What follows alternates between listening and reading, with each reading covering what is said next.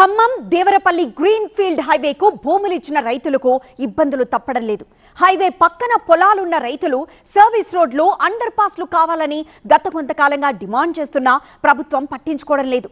తమ గ్రామాల మీదుగా గ్రీన్ ఫీల్డ్ హైవే వచ్చినప్పుడు సంతోషించిన తాము ఇప్పుడు నానా ఇబ్బందుల కారణంగా బాధపడుతున్నామంటున్నారు స్థానిక రైతులు. రెండు తెలుగు రాష్ట్రాలకు ఎంతో కీలకంగా మారిన Khammam Devarapalli green field national హైవేతో రెండు రాష్ట్రాల మధ్య ప్రయాణ దూరం సమయం తగ్గనుంది. గ్రీన్ ఫీల్డ్ హైవేతో రవాణా పరంగా ఎంతో లాభం ఉన్నప్పటికీ హైవేకి భూములు ఇచ్చిన రైతులతో పాటు పక్కన పొలాలు ఉన్న రైతులకు మాత్రం ఇబ్బందులు తప్పడం లేదు. ఖమ్మం జిల్లాలో గ్రీన్ ఫీల్డ్ హైవే పూర్తిగా పంట పొలాల మీదుగా నిర్మించడంతో పలువురు రైతుల నుంచి భూములు సేకరించారు. సేకరించిన భూమిలో హైవే నిర్మాణంతో మిగతా హైవేకి ఇరువైపులా 10% భూమి మాత్రమే రైతులకు మిగిలింది. సాగు భూమి రహదారికి ఇరువైపులా ఉండడం, నేషనల్ హైవే ప్రమాణాల మేరకు బాగా ఎత్తుగా నిర్మించడంతో ఒకవైపు ఉన్న పొలం నుంచి రెండో వైపు భూముల్లోకి వెళ్లాలంటే రైతులకు అనేక ఇబ్బందులు ఎదురవుతున్నాయి.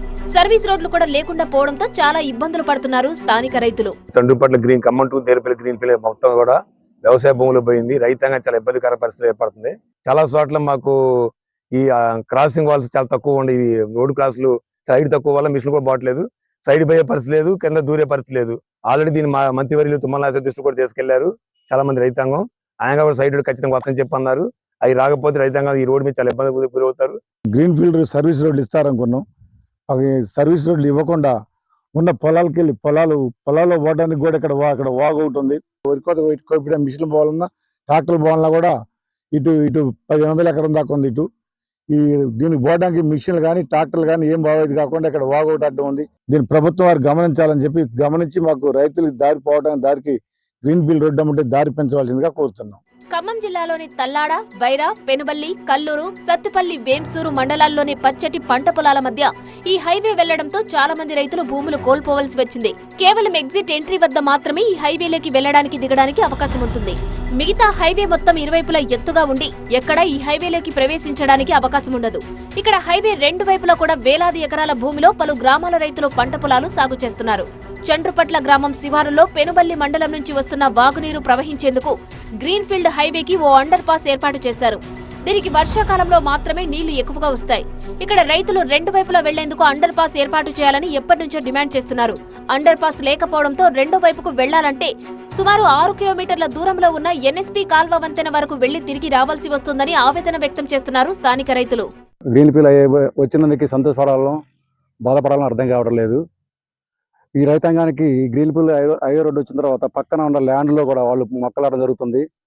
ఈ మనకి ట్రాక్టర్లు పోవడానికి కానీ పొలాల్లోకి తర్వాత హార్వెస్ట్ మనం కోత మిషన్లు పోవడానికి కానీ చాలా ఇబ్బందికరంగా ఉంది. వరి కోత మిషన్ వెళ్ళాలన్నా ట్రాక్టర్లు పోవాలన్నా దగ్గర అంత పేదరికమైన రైతులు ఉన్నారు. మధ్యతరగతి రైతులు చిన్నకారు సన్నకారు రైతులు అందరూ ఈ ఏరియాలో అందరూ వాళ్ళే ఉన్నారు ఎక్కువ. కానీ చాలా ఇబ్బందికరంగా ఉందండి ఈ విషయం. దయచేసి కలెక్టర్ గారి దృష్టికి తీసుకెళ్ళి మరి గ్రీన్ ఫీల్డ్ హైవేలు కూడా దీంట్లో పెద్ద మనసుతో ఆలోచించి ఈ 3 మీటర్ల రోడ్డుని ఈ మా సొంతపట్ల గ్రామ పరిధిలో అంతవరకు రెవెన్యూ పరిధిలో టోటల్ మాకు ఈ రోడ్డుని కేటాయించాలని వస్తుందిగా కోరుతున్నాం. గ్రీన్ ఫీల్డ్ హైవే కారణంగా ఖమ్మం జిల్లాలో చాలా మండలాల్లోని రైతులకు సమస్యలు ఎదురవుతున్నాయి.